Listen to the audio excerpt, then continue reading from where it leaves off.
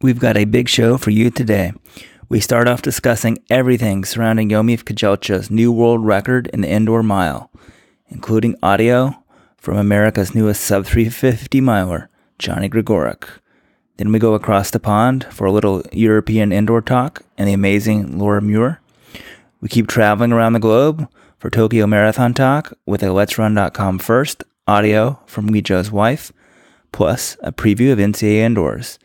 And at the end of the show, we really go into the deep end and delve into transgender sport, whether we need to stop using the word scalp, and we even have an update for you on John's dating life. Before we get started, today's podcast is sponsored by Floyd's of Leadville. If you haven't tried CBD products for recovery yet, you need to go to floydsofleadville.com and use code LRMAR to save 10% off your first order. Floyd's has certified organic CBD products and shares its testing results on its website. Use code LRMAR, that's MAR as in March, to save 10% off. All right, let's get started. Now it's all about the mile record. 3:48.45. Hisham El Garouche has the record since 1997. And the record is no more. Thank you, Paul Swangard, on the Runner's Place USATF Plus Call of the Race. The third time was the charm for Yomif Kejelcha, as he is now the world record holder in the mile, 3:47.01. Guys, where do we want to begin? Kejelcha's world record in the mile, or Johnny Manziel's wife's course cutting? Which one got more page views this week? I guess that's a good question. I left off the intros. That's Let'sRun.com staff writer Jonathan Galt. I'm LRC founder Weldon Johnson, and we're joined also by the one and only Rojo. The author of the Brie Manziel piece, the investigative journalism. I think we're probably counting the message boards and the actual article close to 100,000 page views. This article has gone viral, front page of Yahoo News. It's really a career accomplishment for me. John may be covering indoor world records. I'm covering stories that people want to read. All jokes aside, I mean, a 3:47, yeah, no, it was awesome. That's the story of the weekend for me. I guess, Euro indoors was pretty exciting as well. We had the Tokyo Marathon. Maybe a little biased because it happened in Boston. It was only about 2 miles from my apartment down at that launching pad, the ridiculously fast Boston University track. But yeah, I mean, he broke it. I think going in, my prediction was that he was going to break the mile world record and not the 1500. That's exactly what happened. I think, maybe some sort of raise is in order or a bonus for that prediction. It was pretty good. It's a super exciting race. And I don't know, what was your guys' verdict watching from afar? Jonathan, I wanted to raise myself because I also said it was stupid for Salazar to go for both world records in the same race because I said that wasn't possible. And I was also proven correct. So you and I are both geniuses. I think raises are in order. We can reduce Weldon's salary. 2 beats 1, Weldon. Hey, I'm the guy who actually knows where the bank accounts are and that sort of stuff. So good luck on that one. For me, watching just on my computer, I was really impressed with it. I thought they were way behind at the beginning, and even though pretty much the mile record they were always on pace for that, but I knew they were a little bit behind the goal pace they had talked about, and I was shocked. He got pretty close to the 1500 record and missed that by I think 0.3, 0.21, and he's crushed the mile record. So it was great. I mean, it doesn't, we can talk about what does it mean, but this whole indoor season was made so much more interesting because of this record chase by Kejelcha. So it was good to see him get it. I didn't want to see him miss it again. And after Melrose, I thought he's going to get it for sure. I think we were all in agreement on that. I mean, I guess you should never say for sure about a world record. It's kind of crazy that we're talking like that, but great run, great day. I'm kind of curious, John, about the atmosphere. It looked pretty good to me on TV.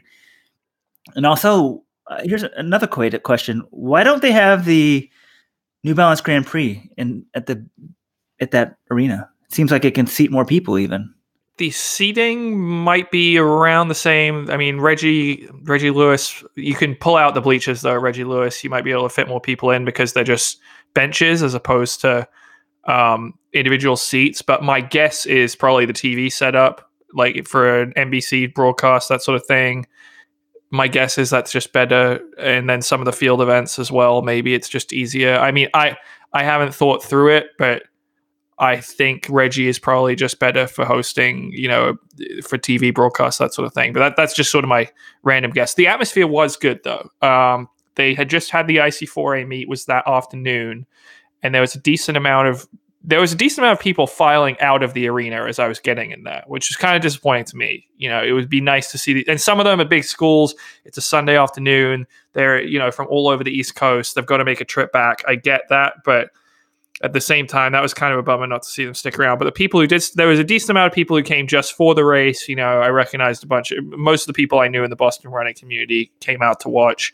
And the Boston running community is a pretty good one. So I would say, in terms of like seats, the stands were only maybe half full, but there was like a lot of people who had lined up on sort of the balconies and just ringing around the track. So the noise generated was good. Everyone was really into it. Everyone wanted to see Kejelcha get the record. They knew it was at stake. So it was definitely a worthy atmosphere. I don't think it was as great as the atmosphere for Edward Cheserek's 349 last year, because that one came on a Friday night at Terrier Invitational, where there were a lot of college kids still there competing. It was in the middle of the meet. So that was pretty much a full house, but good atmosphere overall. Okay, John, I want to share our email of the week. I'm not going to reveal this person's name. I'm not sure if she sent this to me in private, but former Cornell runner. I'll give her initials, MM, in case she wants to be known. But anyways, she wrote me and said, on another note, the atmosphere was wild. I was at New Balance Indoor Grand Prix, Milrose, and USATM Indoors, but I think the crowd energy was more electric than those three combined. Do you agree with that statement or false? I was at Milrose. The atmosphere, Weldon, correct me if I'm wrong, the atmosphere for Wanamaker Mile when he was trying to get the world record, that was pretty great, I would have to say. I agree. I mean, the Armory's loud no matter what. I've been there for high school meets where it's loud, but people were waving him on, and I thought it was a pro version of an Armory crowd, and people were into it. I mean, watching on the broadcast, I thought the Boston meet was tremendous, especially for what it was. And I think it says something about our sport that college track coaches, I get it. Okay, they got a 4-hour drive home on a bus, but they can't even stay 30 minutes to let their kids witness a world record. Like, that might be pretty inspiring to a kid, especially a distance runner or just anyone. Like, I don't know. I mean, if you could sort of, it's not the Super Bowl, but if you had a football game and you got to had to extend 30 minutes to watch a Super Bowl, everybody would be staying. There wouldn't be any question, right? But, okay, whatever. We don't give a shit about this. Let's get out of here and get on the road. So kids can watch reruns of some DVD movie on the bus as we sit there for 3 hours. It's kind of crazy. But thanks to all the coaches who stayed, and it was a great run. And then behind Kejelcha on the broadcast, I saw these guys jumping up and down, these other guys in yellow. And I was like, why are these Americans celebrating hitting the A standard like kids in a candy store? I was like, this is kind of a bit embarrassing. I honestly thought that at first. And then I saw Johnny Gregorek 349.98, and okay, it's cool to celebrate a sub 350 mile. My apologies. I'm glad Johnny G is allowed to celebrate becoming the 7th American ever under 350. Glad he has your permission, Weldon. I felt like he was never on the screen until the very end, and he actually had the fastest last lap in the race by a lot. And 349.98's pretty cool, but also I think it shows 347.01 and 349.98. That's a huge distance, because and there's results that looks kind of close together, but they were in two completely different races. I mean, great run by both guys, and number 2 time all time. He's only how far off Legat's American record? I mean, that'd have been pretty cool if he got the American record. He was only a 10th of a second off of it. Wow. I mean, that was great. And the American angle is important. A lot of people are inspired by those guys, and the Gregorek run was, I don't know, maybe we shouldn't be that surprised, because I think one thing that maybe we should discuss is what this means about indoor times. The track at BU, there's a ton to discuss. So I was out with the family on Sunday, wasn't watching the race, and I went to the website. Like, I wonder if he got the world record. I was thinking, well, he probably did, but going for both records seems stupid. And then I looked at the results, and I was like, what the F? Like, I could not believe that these other Americans, like, to be honest, and I apologize because I've known John Gregorek's father for a long time, and I've been bashing Johnny all week on the Masters board. Not bashing him, but trying to put perspective in this, but I couldn't believe he ran 3:49.98. Like, I didn't even know he'd been running an indoor track season. I mean, I guess I did, but he kind of finished middle of the pack in these other races. So I was originally sort of stunned that he ran so fast. But then my immediate thought was, figure out a way to use this to bash Rupp. So I thought, can we put an asterisk now next to Galen Rupp's 350.92? I mean, seriously, when Rupp ran those times, people are like, oh, it's amazing. It's the most amazing thing. I'm like, no one else tries to run fast indoors. And now we have proof of this. First of all, this track is amazing. There's a thread, and I'm going to put John in charge of a story on this over the next month or so about the BU track. That Pete Shooter, the former BU coach, has talked about how it's designed. It's an uneven bank. I mean, this thing is amazing how much thought has gone into running this. So it's kind of like the Nike 4% shoe. These guys are running faster than I think they might run outdoors, but still very impressive. But, people used to say, oh, Rupp's 350, he would make the U.S. team in the 1500. No, he would not. He would get his doors blown off. So, in the week that was this week, I had a big section about how there's a huge difference between running a 1,500 meter time trial in a 1,500 meter race. And people who are, 45 or older will certainly know that because of a number of the former Frank Gagliano coached runner, Steve Holman. Holman was 3 times ranked in the top 10 in the world. He was by far America's best 1,500 meter runner. I mean, he would run 334. He had a 334.1 PR when nobody else in the U.S. could break 338. And yet he would show up at USA's every year and get beat because he didn't know how to race. He didn't know how to change gears. So I just think it's interesting. And I sort of had a Craig Ingles defense. I mean, Ingles won the U.S. championship. He beat Gregoric 3 out of 4 races. If you ask me who's got a better shot of making the U.S. team, I'm going Ingles. Now, I know that Gregoric did beat him in 2017. I know that Gregoric did make the world championship final. But as I pointed out, someone's like, you can't call him a time trial. That's insulting. He made the world championship final. Yes, he did. And it's amazing. Like 349.98, I would be taking my clothes off if I did that. Please. Well, I guess it's a good thing you didn't. Yeah, it's really wonderful. But, when he made that world championship final, look at the facts here. He didn't finish in the top half in a single race at Worlds. He just got in the right heat every time and made the final. So I'm not saying he's not a great runner. I'm not saying that he can't make an Olympic team. But, look at even Sam Prakel, right? I mean, this was a guy that was I guess he was 3rd at NCAA Indoor Mile last year, but 6th at the NCAAs last year. He's running 351. I mean, Gregoric's probably 350. Yeah, 350. What was Gregoric's best NCAA finish? I mean, I think it was 3rd or 4th. And one thing about Gregoric, the perfect example is, and we joked on, we have a weekly Monday conference call, and Steve Soprano, who's not on the podcast, he claimed he was going to call in because one of the points I kept making over and over was Johnny Gregoric never won an Ivy League 1,500 mile title. To me, that's the perfect proof that he's just much better at running fast than he is actually racing. Some Dartmouth dude, John, who was it? Steve Mangan, class of 2014. Yeah, there we go, Stevie. Used to own him at the Ivy League level.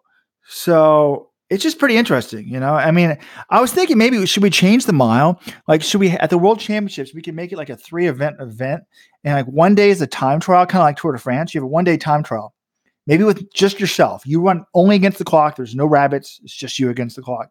And then one day we have a real race in the middle. And then maybe the 3rd day we have like a rabbit race or something. All right. I need to step in before Robert ruins the World Championships here. I just want to talk about that. You mentioned BU. How fast is it, right? There's this big debate. It's ideally suited for the mile, that sort of thing. So I ran a poll on my Twitter account the day of the race. I said, what do you think is faster? A perfect conditions outdoor track, 0 wind, perfect weather, all that, or BU for a 1 mile race? 62%, I got 760 votes. 62% said an outdoor 400 meter track. So they still think that's faster.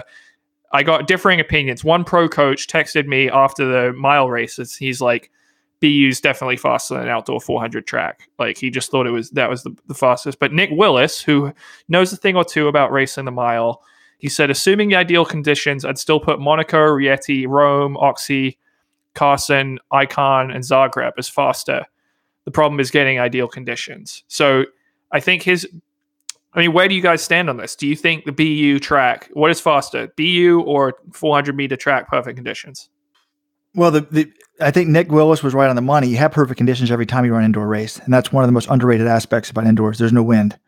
I was going to say, someone needs to text Nick Willis. I'm glad that he responded to your Twitter John, I thought maybe only you, your mother, your father, your sister were followers. You got some non-paid for followers that are actually Olympic medal. I mean, this is impressive. See, I make fun of John's Twitter account, but I don't even have my own Twitter account, so I can just claim the Let's Run following is mine. Yeah. At JGalt13, by the way, if you're listening to the podcast and you don't follow me, and if you're listening to this and you don't follow me on Twitter, I mean, what are you doing? I guess I'm going to go with Willis and say the outdoors faster. You know, we had this debate a few years ago, and I think Willis kind of thought outdoors was faster. I think outdoors is faster, but the main thing is the top guys, a lot of the top Kenyan guys don't even try to run indoors. You know, put $25,000 bonus for a sub 330. I think you get one next year. Tell them in advance $50,000, and we get one of the top Kenyan guys to come. And who knows? They're not used to running. They never run a bank in their life, so maybe they wouldn't be able to do it. But I think people can run under sub 330 indoors, not easily, but a lot of guys do it outdoors. So there's no reason it shouldn't be done indoors. And I think this year showed you put guys in a fast time on a fast course in a time trial type race, they can run pretty fast indoors. And that thread on the track was it's amazing. We'll put a link to it in the show notes because it talks about the optimal bank angle of a track for different races for like men versus women. So for example, like if the BU track, they think the perfect pace is right around 350, somewhere in there, maybe like between 345 and 355 or something like that. But obviously for like a women's mile, it's not quite as good of a track. And then for shorter races, you want higher bank. This thread is fascinating.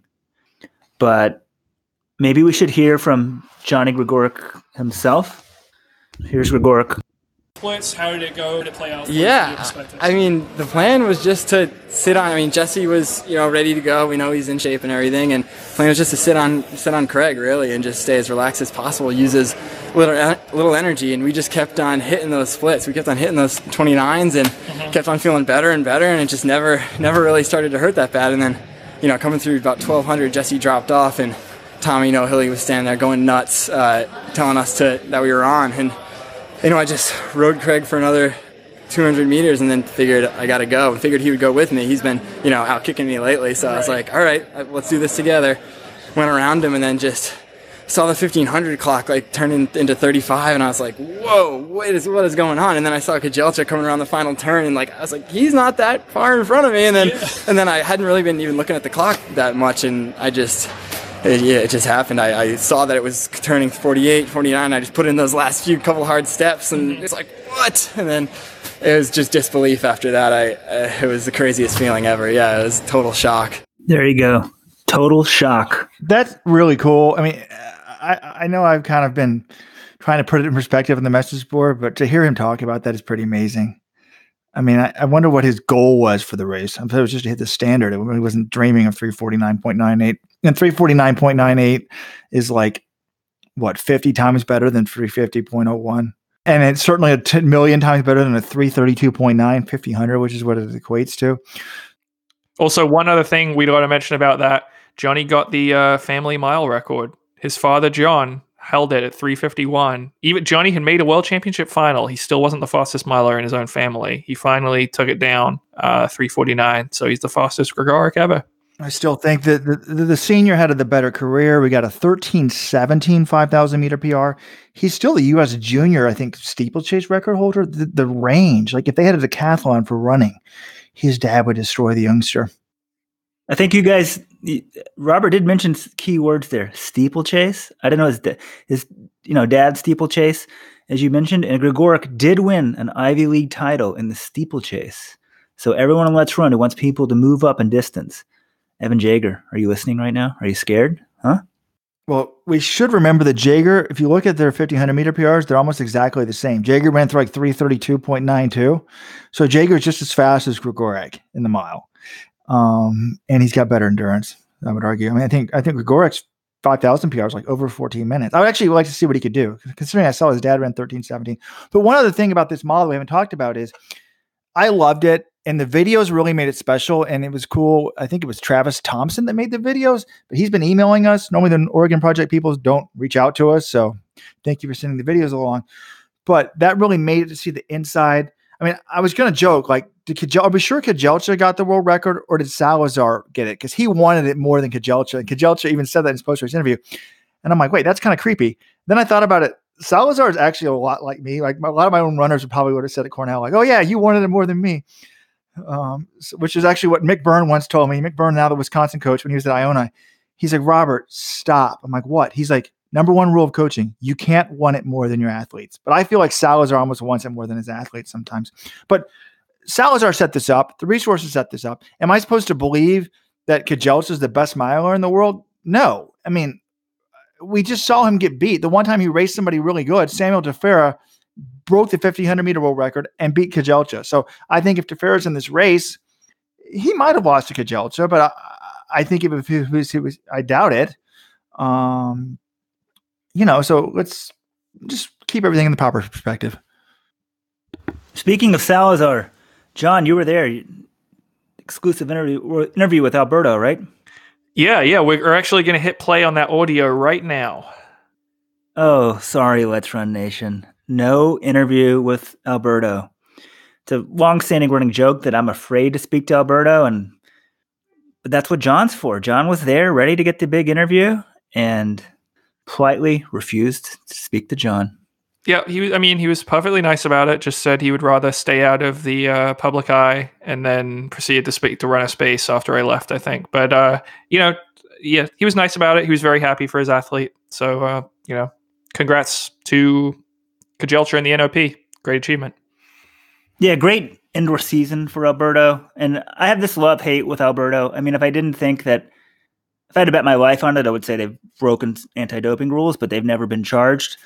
But outside of that, Alberto I feel like he's the rich man of what I tried to do with running by doing high-low training in Flagstaff. He takes all the resources and trains the best way and tries to do everything. Like, I don't know, back in the day, no one knew to do high-low training. And my coach told me that was the way I did it. So I did it the poor man's way, like driving up in my car. I didn't do any of this cross-training stuff. And Alberto's like taking this and just, I shouldn't say put it on steroids, but taking it to the next level, shall we say. So, and it's great for the sport. His guys race, he makes big goals, and they go after them. A lot of coaches keep their goals private, and they're not as public. And I thought this was wonderful. And I think there's even a difference there. Like, I'm a huge fan of the Bowerman Track Club, but I remember one time at a national championship coming through the media, at the World Championships, and somebody said, "Oh, it was a Jerry athlete," and they said, "This is maybe before Houlihan and all these people," and he said, "Oh, that was a Jerry race." Alberto's guys wouldn't do that, and the athletes sort of ran hoping maybe to get in the medals. Alberto's guys, the goals are big, they're out there, and they go after him. So it was a great cap to the indoor season, and it made it, at least for U.S. fans, that the indoor season would have been a lot less interesting without what they did. Yeah, it's kind of funny. When I met with Alberto, went to the Nike campus, and after I finished it, he reminded me, when you compared it to like a richer you with all the resources in the world, I used to say, God, Alberto is like John Kellogg, but on steroids, and now the steroid joke is kind of appropriate. Not that I necessarily think they've done steroids, but there could have been some testosterone gel in there. But he's really into the testing. He's really into the conditions being perfect. I mean, like when John was helping me coach at Cornell, it would be like, okay, we need to do a time trial outdoors today in perfect weather. And I'm like, John, it's February 15th in Ithaca. It's snowing outside. We can't do that. And he would go irate that like we don't have like an indoor 400 meter outdoor track that we could put a roof over. But now you're getting to see that with the Nike Oregon project. Like, I mean, I was watching even the video of like Kejelcha working out at UW. I mean, who has the resources to go to UW and work out, or who can close down the track and get to work out after the race? If I'm trying to work out after a race, they're probably going to kick me out of the building. So, it's just pretty interesting, sort of all the resources they have. But yeah, the other stuff does take away from it. Even from my email of the week, the last sentence of my email of the week says, I'm not a Salazar, last two sentences, but he did a nice job building excitement and anticipation for this one. Kejelcha seems like a great guy. So I really hope all the training and supplements and usual Salazar sketchiness isn't happening there. So, this is a diehard fan who went to 3 different indoor meets. And it's what she's thinking. So we do have female visitors, folks. And it's just not us that has questions. So there you have it. But it was a great weekend. I very much agree with you, Walden. It added to the excitement of the indoor season. And I feel like we should have a Let's Run time trial meet, like at the end of the season, maybe end of outdoors. Like maybe we should hold like a Let's Run Last Chance USA meet on the East Coast, like around June. And then we have at the end of the season, like all out time trials. Like if Paul Chelimo hadn't broken 13 minutes, we have a rabbit for 13 minutes. Because these guys you can run significantly faster. I mean, you heard Grigor talk about it. The one thing that was faster than Monaco is there aren't that many people in this race. You're not fighting for position. You're just running. You're just, 1 mile. You're not running extra distance. You're not moving back and forth. You're not. So I think, there's a need for these types of things. And I think the geeks at Let's Run really enjoyed time trials. All right. Well, I think we've spent quite a lot. We've probably spent 5 times as much time talking about that race as Kejelcha actually took to run it. So maybe we move on to Tokyo Marathon. I mean, that was World Marathon Major #1 over the weekend. And the winners were 2 Ethiopians, Bahanu Legesse, Ruti Aga, both getting their first World Marathon Majors victories. Conditions looked pretty terrible. I mean, I know it wasn't Boston-like weather, but it was 40 and rainy, and that's about as bad as it gets for distance running. I would have personally hated to run in those conditions. And yeah, the times, they weren't too bad up front. I think it was, what did he run? Was it 2:04 for Legesse for the win and 2:20 for Ruti Aga? So not bad at all. Yeah, 2:04.48, second best time ever in Tokyo history, and 2:20.40, which also might be second best time. I'm not sure about that. But yeah, I was watching the race, covering it for Let's Run, and when it went off and I saw that it was 40s and raining, I mean, it wasn't like a downpour, but a lot of the guys were just wearing like shorts and singlets. I was like, and these Japanese guys went out in the lead group. I mean, there's 3 Japanese guys that went out in the first half in like 2:04 flat pace, and they looked very relaxed. I'm like, this doesn't make any sense. Like there's only one thing worse than running in 40 degrees in rain, and that's 30 degrees in rain and a bigger wind, I guess. But I was like, shouldn't this end result in a big blow up? And I wrote that on the message board. And it ended up being a big blow up for almost everyone in the men's race.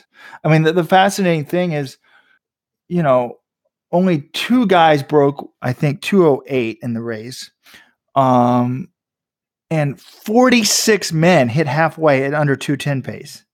And I think in the end, 4 guys did it? No Japanese? So ultimately, Mother Nature won. It reminded me very much of Boston in the sense of, if you forget last year, Boston, I mean, Jeffrey Karui almost destroyed that field. He was way ahead of Yuki Kawauchi. Like the weather didn't seem to be affecting him that much. And then all of a sudden, I think because the weather was so bad and it was so cold, the bear jumped on his back.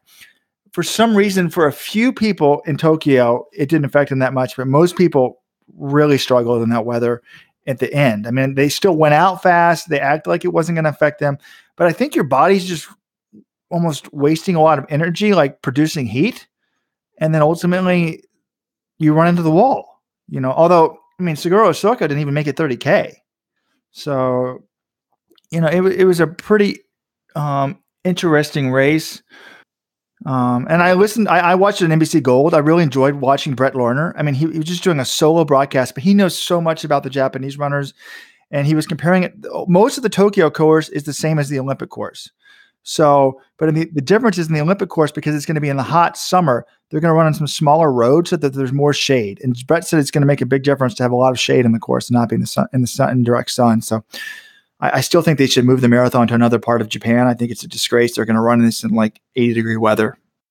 Yeah, the more I think about it, the more I think that the Olympic marathon's just going to be a complete shit show and disaster, and it's going to be, just people dropping out left and right. I think the Olympic marathon, I mean, there's many ways to classify like who's the best marathoner in the world, right? If it's a tactical race, if it's a championship race. I think the goal of the Olympic marathon should be kind of to determine who's the best marathoner, at least in a championship style race. And if you can have 90-degree heat, I think it's just going to be who handles the heat best. And that's not really what I want to see out of an Olympic marathon. I know that a lot of them have been hot in the past, but I just think it's going to be a disaster. But that, we're getting ahead of ourselves a little bit there.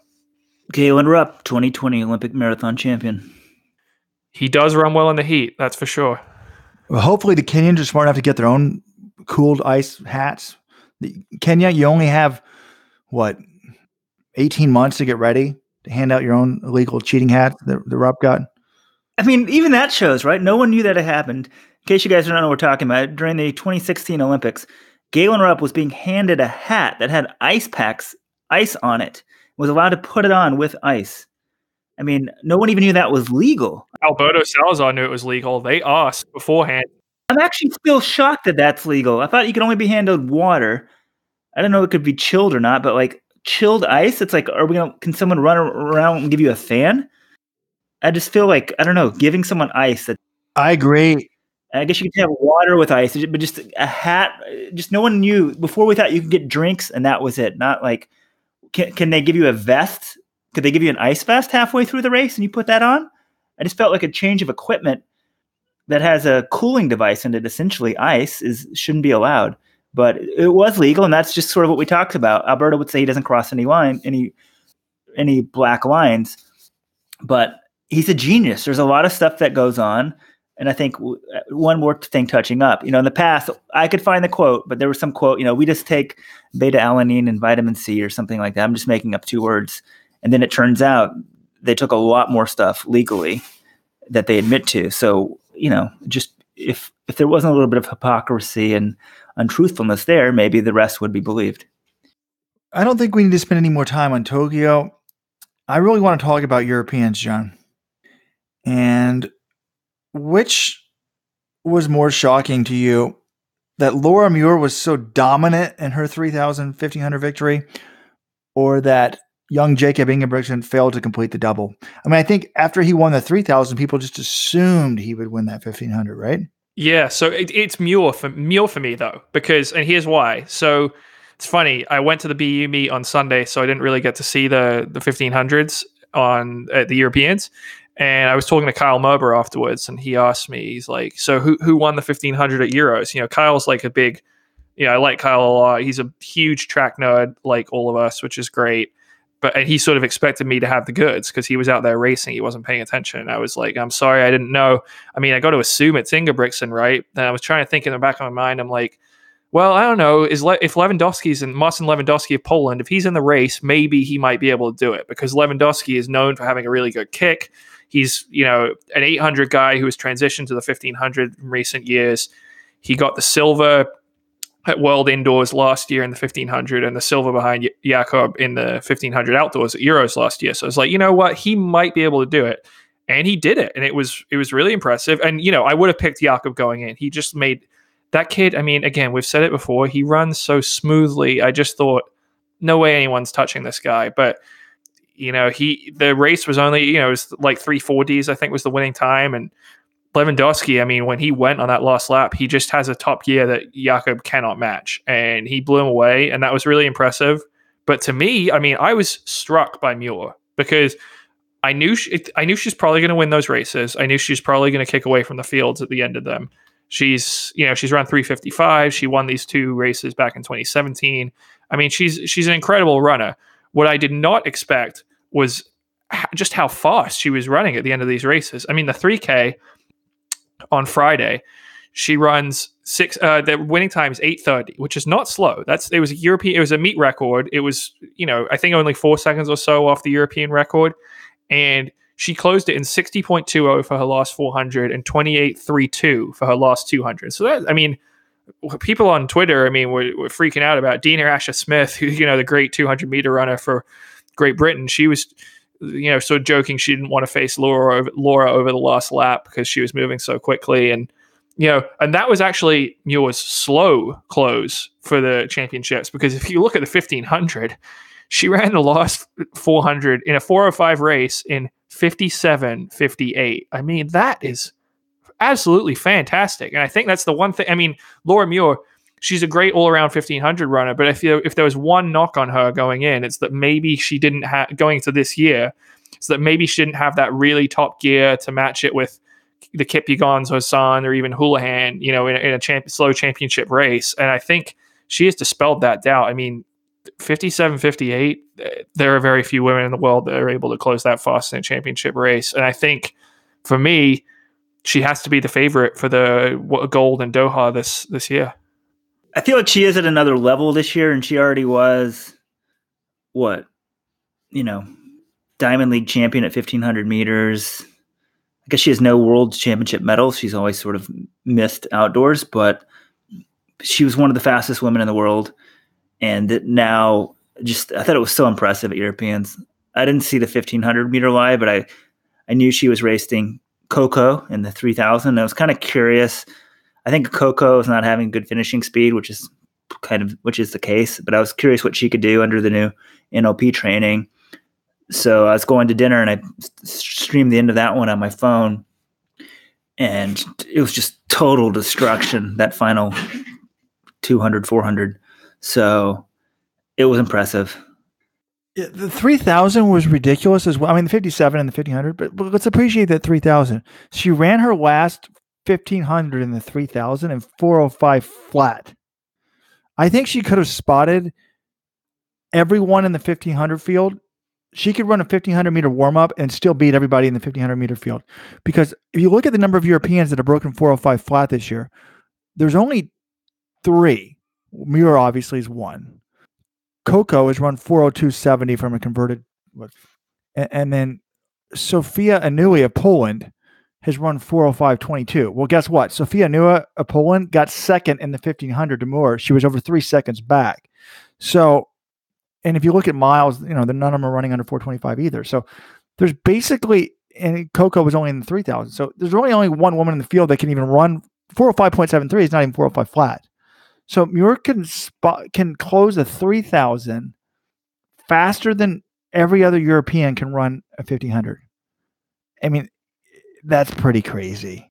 Yeah, I mean, well, she's just clearly way better than all the other European competitors. I guess the one person that we're missing is Sifan Hassan. Isn't it weird that, Yomif Kejelcha and Sifan Hassan, very similar skill set. They both have range that goes all the way up to the half marathon. They both have great speed. I mean, Hassan's run 156 for 800. She did run that one road race in Monaco where she broke the quote-unquote world record for 5K. But, you would think with their skill sets, she would be hitting it just as hard as Kejelcha, and yet she's barely been racing at all. I mean, what do you make of this, Robert? Well, that's what bothers me about the sport. So, with Coco and the Nike Oregon Project, they decide Europeans is important for her. But for Kejelcha, it's to chase the world records. And for Hassan, we're going to skip the entire indoor season. She did run a 14:44 road 5,000. So it's not like she's not in great shape. But why wouldn't she show up at Europeans? I know there's no 5,000, but wouldn't it have been great to see her versus Muir there? I was thinking maybe, and then we don't hear any explanation for it because I don't know. I guess we could have asked Salazar or something. But, I was thinking maybe he's trying to move her up to the 10K. So maybe she's working on her endurance and he doesn't want to waste his time on the track for her. Like she needs to work on her strength, but she ran that sick half marathon. But yeah, it's just the problem of the sport. It's like whatever's important is what we decide to race. So yeah, it's just, I don't know. Like I also thought that didn't Coco join the Nike Oregon Project so she could train with Hassan? I don't think that's why. And officially, I don't think she's even technically a member. She trains with them. She's, I think, officially still a member with a German club. Yeah, I heard she wanted to train with Hassan. That's what I read. Didn't y'all? To me, it was just better resources and better coaching than in Germany. I'm not sure if it was specifically to train with Hassan. So, people can do their own thing, but I kind of feel like the Europeans are fun. It's kind of like Europeans are going to get mad. It's like it's their version of the NCAA championships. But, I enjoyed the meet and some of the stuff, but it would have been much better. I wanted to see Coco versus Muir, and it ended up being a destruction. And I would have loved to have seen Hassan versus Muir now in hindsight. But John anointed her as the world championship favorite. I would say that's disrespectful to Faith Kipyegon, the 2016 Olympic and 2017 world champion. But considering Kipyegon hasn't raced since 2017, she's been out for a year, I would say that that's a fair assessment. I mean, Muir, we know, is in great shape. We don't know what Faith is doing right now. Right, because she took off 2018 to have a baby. So, I think she can get back, but she has to get to a very high, she has to basically be as good as she was before she went away. And that's not going to be easy to do. Now, if they had the Worlds in like April in like Sabadell, Spain, I would probably pick Gonzaga de Baba. Like if they put it in an obscure location and didn't allow any fans to watch and maybe put it on a very like sketchy YouTube video, like I think clearly she'd win there. Yeah, she does have some sort of, like the Twitter ratio. The fastest times versus how many people have actually seen the race. Debaba's got to have like the record for sure. Houlihan's got to be liking her chances as well. Shelby Houlihan, who was beaten by Colleen Quigley at USA's a week and a half ago. A steeplechaser, well then. You're telling me you don't think Shelby Houlihan will be a medalist in the 1,500 meter world championship? I think she'll medal. I think she has a good chance at gold. I'm just saying, like, I expected to go in there and just crush Colleen Quigley, and I think that Laura Muir would have beaten Colleen Quigley in that race. Houlihan was coming off of a 10K cross country in her first track race of the year, and maybe Quigley should become a miler instead of a steeplechaser. Right. That's what I was going to ask. Should Quigley move down to the mile? This would make the steeplechase a legitimate event if actually a steeplechaser became world class at another event. Yeah. Like there wasn't. Didn't America have someone do that already, Robert? Wasn't the 2011 world champion a former steeplechaser who dropped down to the mile? Are you just forgetting about Jenny Simpson here? Well, see, Robert doesn't like it when I bring up facts and stuff because he likes to think in generalities. I still don't understand how Simpson, God bless her, how did she do that? Like, it's amazing how, I guess Morgan Usain was number one in the world, never broke 4 minutes, right?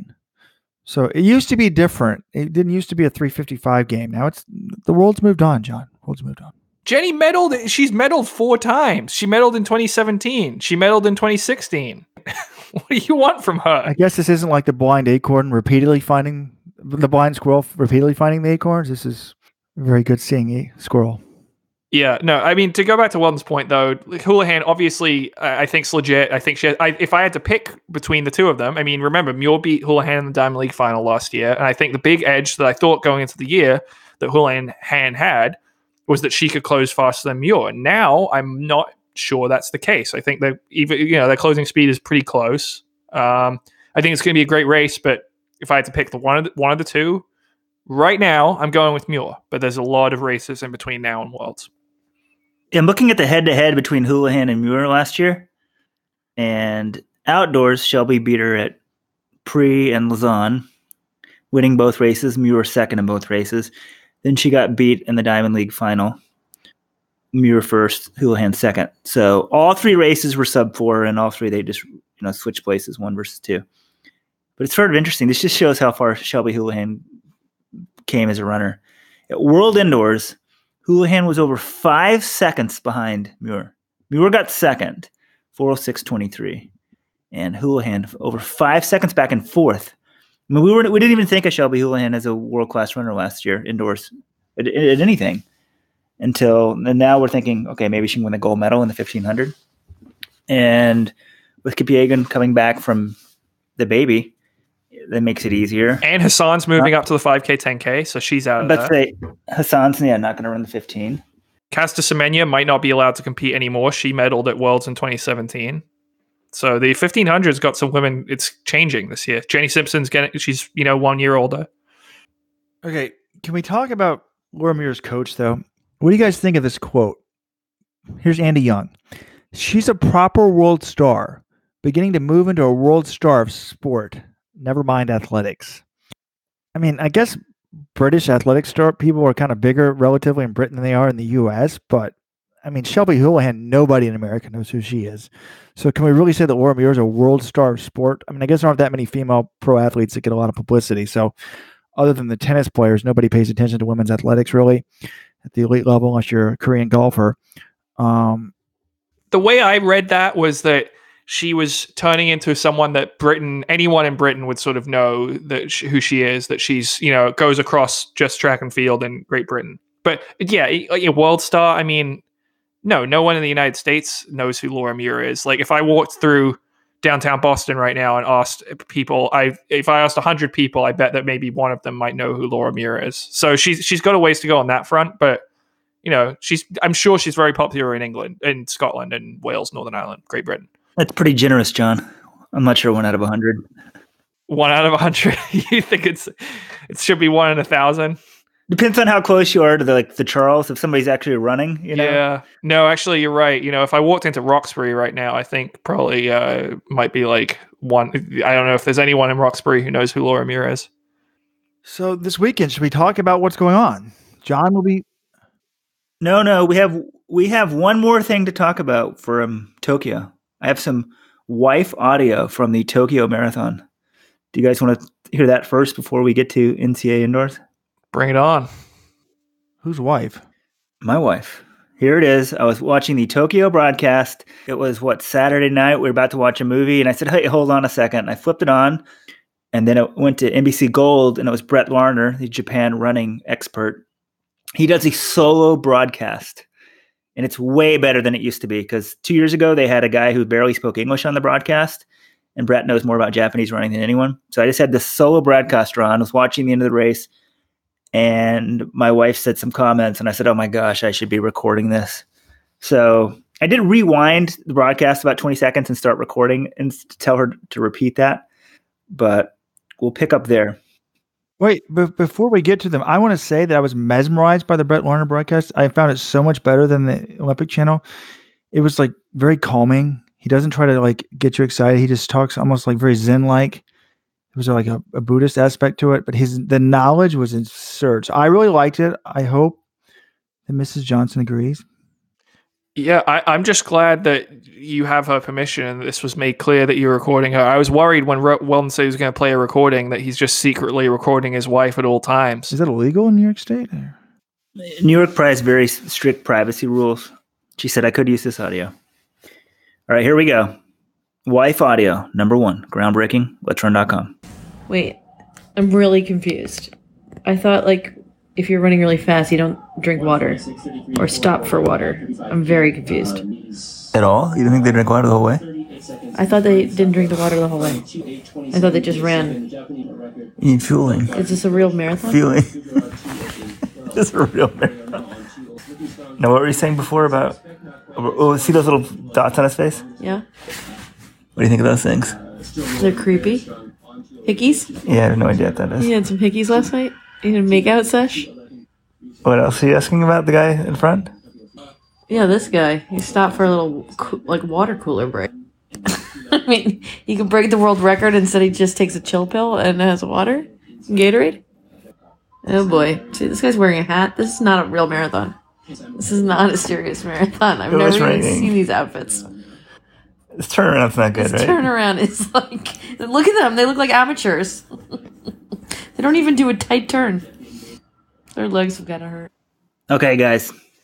Thoughts? I have some audio at the finish as well. That was amazing. That was so good. So first of all, Weldon's wife is a great athlete. I think she was like a high school All-American in lacrosse. She played collegiately. She's run marathons. Like she's like a very talented runner. She's like just picked up running and easily qualified for Boston, right? Did she run like 3 hours or 3:10 or something? Like I think 3:30. Now people, oh gosh, pretty what sure if she that's the lied to Boston me? qualifier, right? John, can you look at the Boston qualifier for like a 30-year-old woman? I'm on it. I think she ran 3:20 something or 3:30 something. It was a Boston qualifier. She's definitely faster than I am. Like I know if we weren't running right now, she would destroy me. So this is amazing. So she's a former Division I athlete, and she doesn't think that elite marathoners should be drinking water, which is amazing, right? Like what other sport do you take like in the NBA you call timeout and you have your water break? So I love that. And then I guess the turn, was she talking about the 180-degree turn? There were a couple 180-degree turns in Tokyo, which were quite weird. Yes, the 180-degree turns, it's terrible. They do like a 180-degree turn, and it just shows a casual person watching that. I can't believe they couldn't just do a couple of 90-degree turns. Like, Tokyo's the only major I know that has 180-degree turns. Yeah, Dubai has some too, but it's technically not a major. What I think is really interesting though is we need to have this more often. We just need to sit down and watch events with like non-running junkies and have them weigh in and just say, "Hey, that's stupid," or "Hey, this works," or like, "Oh, I want to see more of that." I just want their input to learn about the sport and how to improve it, because sometimes we just get so used to the intricacies and the idiosyncrasies of track and field that we're blind to it. So I need more input from non-running nerds. The marathon is going to be much more fascinating when you're not allowed to have a water break. The poor people at the 2020 Olympics, they're going to die because Weldon's wife has forbidden water breaks. But she also doesn't want them wearing hats.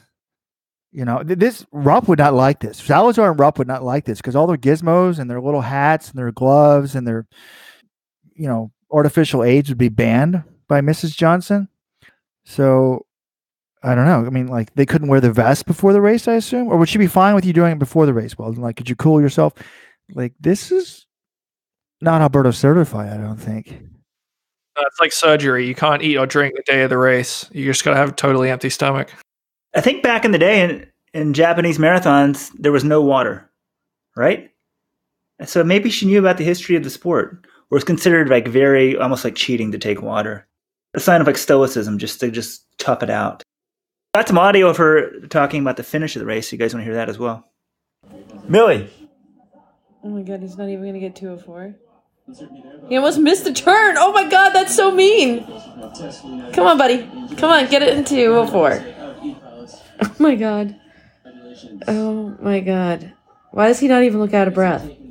Well, he won. Everyone else is tired behind him.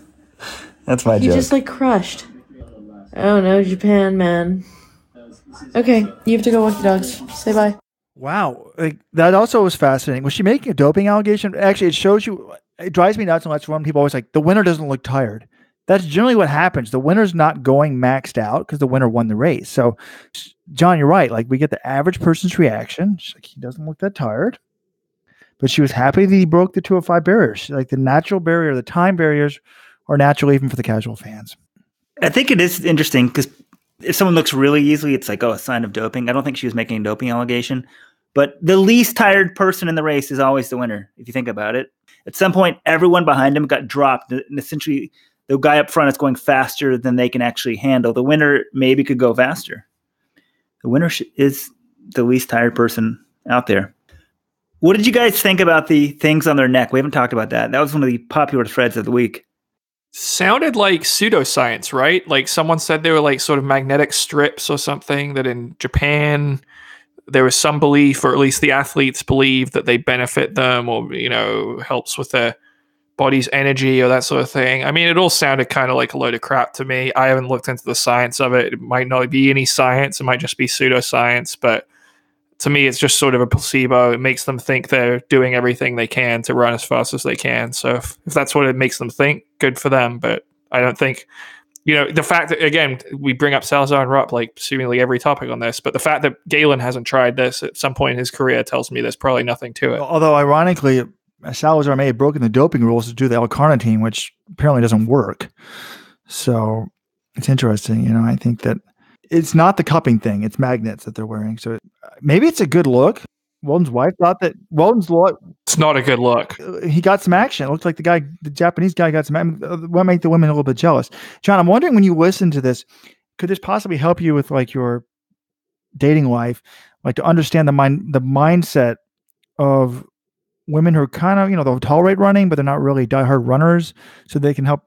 You know, you can't. I'm assuming when you go on dates, like, you don't get into the intricacies of Laura Muir's 405 flat final 1500, because that might go over their head. But now you kind of can know what level to talk to these. Well, no, it's actually funny. I went on a date the other night, and the person. Well, this does happen from time to time. And the woman I was with she's a runner. She's not like a huge running nerd, but she knew who Des Linden was. She said she's a big Des Linden fan. So that was kind of cool. Breaking news. John went on a date. We need to have a weekly dating segment for John. No, we don't. We'll have it sponsored by Bumble. Today's dating segment sponsored by Bumble. Hey, anyone out there work for one of the dating apps? Hit us up. We need some sponsors. Robert seems very interested in John's dating life. This is the second time it's come up in 2 weeks, but I think maybe we should make this a weekly feature. I have a lot of emailers that are emailing me about John. I said he's professional. Cannot put you in contact with him. All right, how about we go back to running? So there's a big meet this weekend. I will be down in Birmingham, Alabama for the NCAA Indoor Championships. Weldon scored me a sweet hotel. It's right next to the building. I can basically just walk there. So, yeah. Wow, that was John giving away where his hotel is. Well, he did. There might be more than one hotel. Who knows exactly which one it is. Very smooth, John. We're not, I told you, we moved beyond the dating thing. We're onto the NCAA Indoors. One more thing, in case people don't know what we're talking about on the Japanese thing, because we're on a podcast. These things look like little circular Band-Aids on their neck, and they're called Elekaban, Elekiban. Supposedly they're magnetic little things you can stick on your skin. Sounds like a big placebo effect, but hey, if the placebo effect works, so if it makes them run faster, go for it. Yeah. Okay. Now, finally, on to NCAA indoors. Well, here's what I want to know. So I've been spending the last couple of days like researching all the distance fields, trying to figure out what's going on here.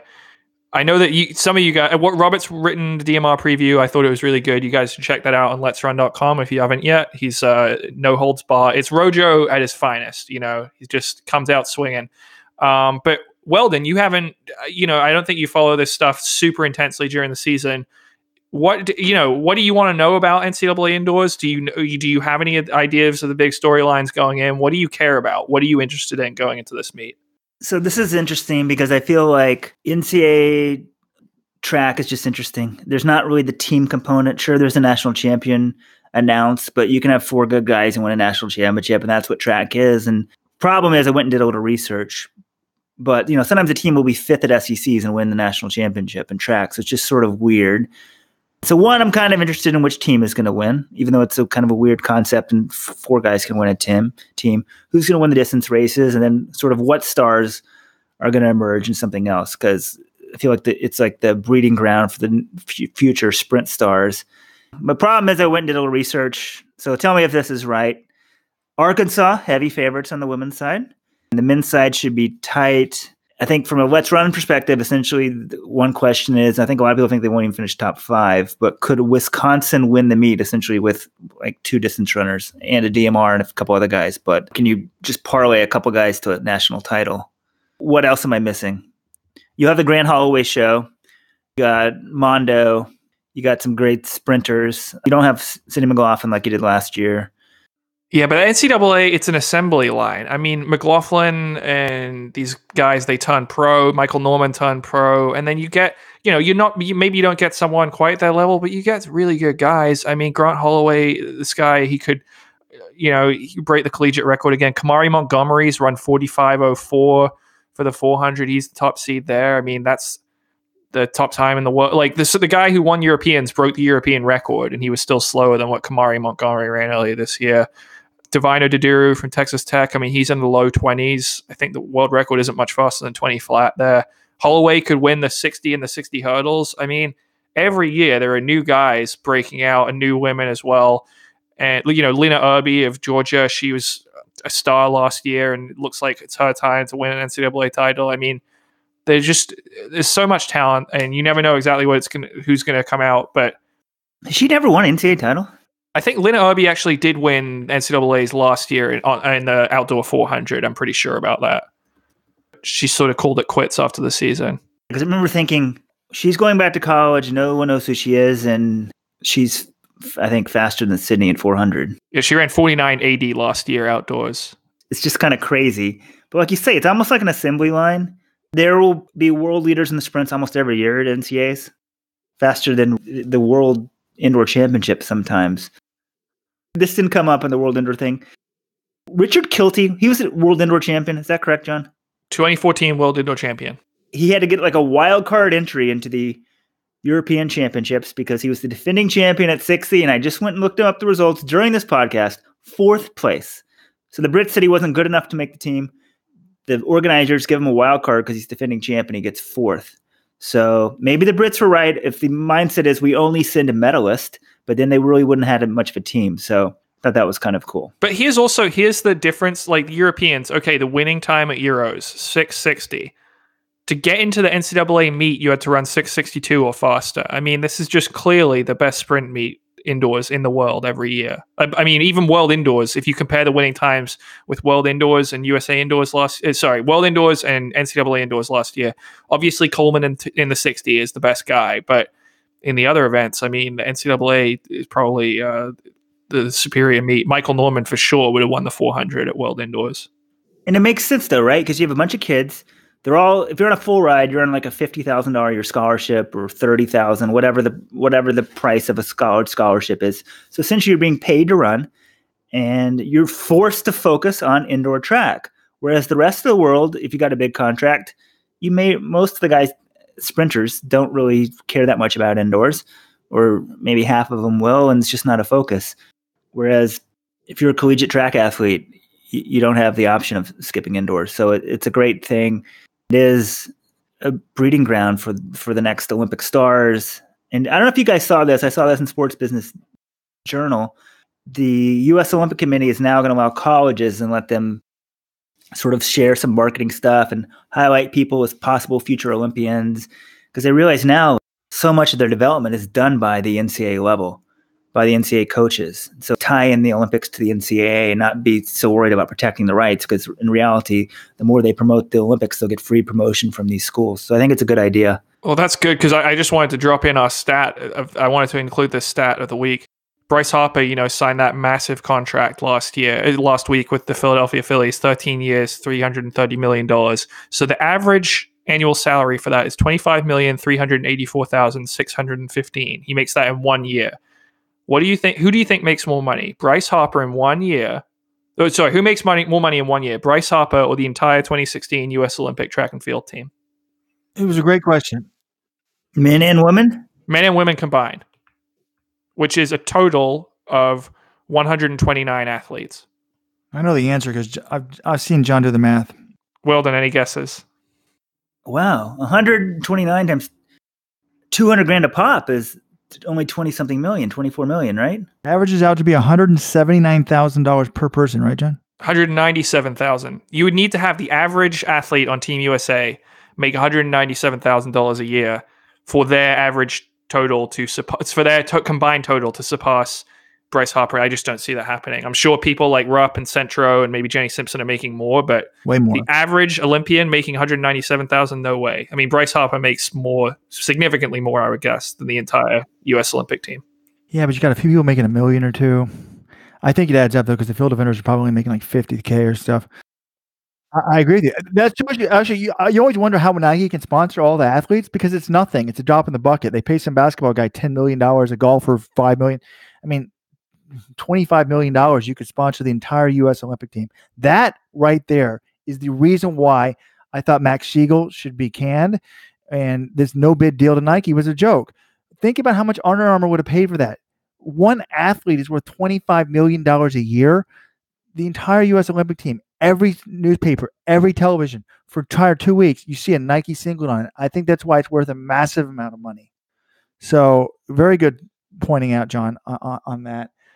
It's really amazing, actually, to think about. Yeah, I mean, I'm just guessing here, but that my educated guess. It's not going to cost. If it is 20, it might be 30 million, but I doubt it. I doubt it's more than 25 million for the combined total.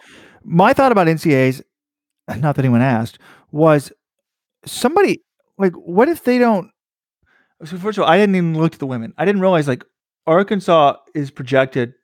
By the way, if you go to this really cool website called cloudtrainingsystems.com, you can score like any conference meet, any NCAA meet, just on the descending order list. It's pretty cool. So anyways, Arkansas is projected to score 68.5 points. USC is 34.5. Ohio State 34. So they almost twice as many points.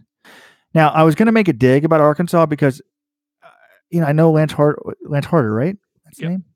The coach has been there forever, but it seems to me like they always underachieve in cross country. Am I wrong about that? No, they do. No doubt. Every year. In cross country, or you mean in track? Cross country.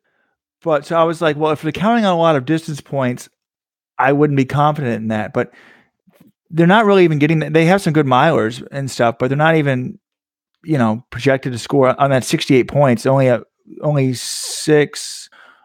of it is from the distances. They're getting like 18 from the pole vault, 8 from the 60s, sprints, hurdles, stuff like that. So it looks like they probably will win. But on the men's side, it's kind of interesting. There's like 3 or 4 teams that are all projected in the 40s. I mean, like, what if no one won the men's meet? I mean, I know someone has to win it, but there's like so few people. There's so few points. Like, if someone scores 50 or 60, I feel like it's a team event. But 40 points, I mean, actually, look at the women's side. Ohio State is projected to get second or third with 34 points. They have 3 athletes in the meet. They have a shot putter, Sadia Olatali, who's seated number 1 in the shot in the weight. That's 20. They have a 200-meter runner who's number 1, and then a miler. Like, you could score 34 points with 3 people. So what if we had a meet like we're like 28 points won the men's meet? It would be completely pathetic. It'd be like Jonathan Galt and Walton Johnson won the men's NCAA title. Like, I almost feel like, people say they should have a separate team meet, but it's so low on the men's side this year. it's really shocking. Okay, I'm looking at this is just the sitting order list. This isn't entries, but Florida 44.5, Texas Tech 42.5, Texas A&M 38, LSU 37, Georgia 34. Trivia: what do those 5 schools all have in common? Say them again. I think they're all SEC schools, right? That's correct. All SEC schools. And speaking of SEC, I think we need a correction from our podcast. I think last week I was watching. We said that there was not a crowd at the SEC championships in Arkansas, and I was watching the SEC highlights. They have a little video on the SEC website from the SEC network, which is part of ESPN, and it looked like a decent crowd for a track meet. I apologize. My source must have lied to me. Robert Johnson, mistake number 1 of the year. Or maybe your source was watching like the 3K in the first night or something at the end of the meet, or whatever it concludes, or the 5K or whatever it would be. People clear out of the stands at that time. Well, I want to jump in here for a second. So, Robert, you were talking about the projected scores. Now, there is Texas Tech is projected to score quite a lot of points. They're not an SEC school. I think they have a legitimate chance to win. Some people would say they're the favorite. Wisconsin, we'll get to that in a minute with the doubles with McDonald and Morgan McDonald and Ollie Hoare. But one school you did not mention on the men's side, projected to score highly, Arkansas men. You were criticizing the Arkansas women, Robert. Do you know how many, based on entries, how many points the Arkansas men are projected to score? Well, I'm looking at my meet scores. It's not many. So you said they're going to score 5 points. Gabe Moore is seated 4th in the heptathlon. He is the only projected scorer based on entries. Arkansas, this team won NCAA 6 years ago. They were unstoppable in the 90s and early 2000s. I mean, it's kind of crazy to me that the Arkansas men could legitimately score like 5 points in an NCAA meet. Wow, John, you're too young to be like some of these old timers still think of Arkansas as like the UCLA basketball team of the 70s and McDonald, all this. And it's kind of amazing you said that, because when McDonald first left, you'd see this Arkansas contingent and some were outraged. Essentially that, anyone would come in and try to fill his shoes, but you haven't heard much about it recently. But for John to bring up that hot sports opinion, interesting. I mean, it's not. They're not going to be close to winning. That's a fact. I mean, they've still qualified people to the meet, but have they been close to winning recently? I mean, I haven't. I wouldn't. The last few years, I'm not entirely sure. It's not. To be fair to Chris Bucknam, I mean, his team's normally pretty good. It's harder now than when John McDonald was there. First of all, John McDonald was a legend, but let's be honest, like it's changed. It's harder. And it's not like they're not a good track team. I mean, they were second in the SEC meet with 88 points. So right, that studs. You need studs to win NCAAs. I don't think they have NCAAs is all about having 1 or 2 heavy hitters. Now, and that's why Wisconsin. I mean, Wisconsin. John, tell people. Some people think they have a shot to win it. John does not. John's been in a war with some. All right. So here we go. FlowTrack came out on Twitter. Sorry, what was that, Robert? I said John's been in a Twitter war with some idiot about this, but. Well, are you calling Gordon Mack some idiot? Because that's the guy who I was getting in a disagreement with. We love you. But yeah, here's the thing. FlowTrack came out with their projected scores. They had 48 for Wisconsin. All right. Do you know how Wisconsin has to score, how their path to 48 points is? This is what FlowTrack mapped out. They're going to win the 5K, Morgan McDonald. Okay, I see that happening. He's the NCAA cross-country champ. Then they're going to win the DMR. All right. This, they have the NCAA 1500 champion. It's not going to be easy. Ollie Hoare, he runs the mile prelims earlier that night on Friday. But winning the DMR could happen. It's not a given. So that gets them to 20. Then the next night, they would need Oliver Hoare to win the 1500. Again, he's the favorite there, but if he's doing the DMR the night before. You mean the mile? Oh, sorry, the mile. Yeah, correct. He's the favorite, but it's, if he's doing the DMR, that becomes tougher. So, all right, give them that. That gets them to 30. They still need to pick up 18 more points. So they need to have, essentially, they're projecting them to get some points in the heptathlon that they're not projected to get on paper. And they're saying that Morgan McDonald and Oliver Hoare are going to get 2-3 in the 3,000. This is where I think it falls apart, because Morgan McDonald, I think he'll probably finish first or second in the 3K because he's got Grant Fisher. So that gets them to 38, even assuming that they win all the other races beforehand, which is, tough to do. Then Oliver Hoare, you're really telling me this guy who has never doubled at NCAAs before is going to run the mile prelim, qualify for the final, win the DMR on the anchor on Friday night. Even though Notre Dame's Jared Nagusi's going to be fresh, and Jared Nagusi already outkicked him at the qualifier. Correct. Then he's going to double back the next day, win the mile, and then he's going to double back from that on the same day, 2 hours later, and finish third in the 3K. I'm sorry, that is just not happening. That's 4 races, 3 of them finals in the span of like 24 hours. That's so hard to do. I think they're underestimating. Like, all right, Edward Cheserek actually did do a similar double in 2015. He won the DMR for Oregon on Friday night. Then he came back and won the mile, and he got second in the 3K. But Oliver Hoare is not Edward Cheserek. I'm sorry. And if he does that, I'll tip my cap. If Wisconsin wins, if they score 40 points or more and they win this meet, I think it's going to be one of the most impressive things we've ever seen at NCAA track. It would be 2 guys basically teaming up to win the NCAA title by themselves. But I just don't see it. It's too hard, even for these great Australian guys, Oliver Hoare and Morgan McDonald. Be like Alistair Craig and a couple of jumpers doing it back in the day, right? It would bother me. They were only third of the Big Ten meet. And they were only 1 point ahead of a tie for fourth, so they could have been 3, 1, 2. They could have been fifth in the Big Ten meet. I'm not saying that they can't win. I think they could win. Getting to 40 is going to be difficult, but it's possible. It's depending on what the other schools do. Should there be a rule like you don't score 40 points, nobody wins? It's just like a team title vacated. 48. I mean, that's what Flow Track. That's their projection. That's not saying best case scenario. That's saying that's what they're going to do. I mean, it's just too aggressive. Does this article have some sort of clickbaity headline, John? They're kind of known for some stuff like this. Or was it serious projection, 48 points? It was a serious projection. It wasn't like, if everything breaks right, this is how many points they'll score. It's like, according to our quote-unquote algorithm, this is how many points they'll score. Okay, well, I wouldn't give it much credit. I don't think they're scoring 48 points from what you just went through. But if they do, John, what will you do?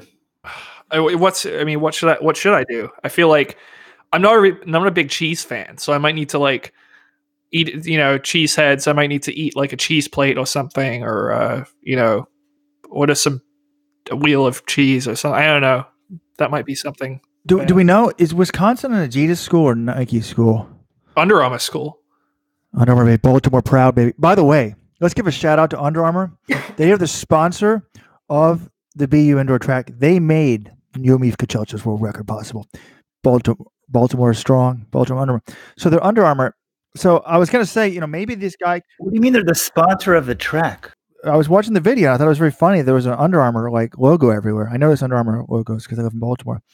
I've been to that track like 4 times this year. I would have had no idea. They don't do good enough job advertising it if that was their idea. Under Armour, I'm still waiting for you to sponsor the Under Armour LetsRun.com team. We will take on Jerry Schumacher's boys. We will take on the Salazar boys. So if they were Nike boys, I thought Salazar might be able to give Oliver Hoare a rub down between the races, the rub special from high school. The testo boost, which is totally legal. We all know. Maybe that could make the quadruple possible. But since they're Under Armour, I don't think that's likely. I'm excited. Look, if they go after it, I'm really excited to see them. Because what I love is these guys I love athletes when they take on a lot at the NCAA champs, when the studs really try to go after it. But didn't... yeah, we haven't talked about Rupt enough on this podcast. No, didn't the Kenyan from UTEP try something even crazier one year? Maybe you're thinking of Lawi Lalang once entered the mile 3K and 5K. Yeah, and it didn't go so well, right? And so did Edward Cheserek. Edward Cheserek did that, and Cheserek won the 5K and the 3K and got second in the mile. I mean, that was damn impressive in 2017. Lawi Lalang tried it in 2014, and he got beat by Cheserek in the 5K, and then got beat in the mile. He didn't even show up for the 3K final. So John talked about the previews. We have the 800-mile previews up. No one could have read the DMR because I haven't put it up yet. I published it, but it's secretly on the down low.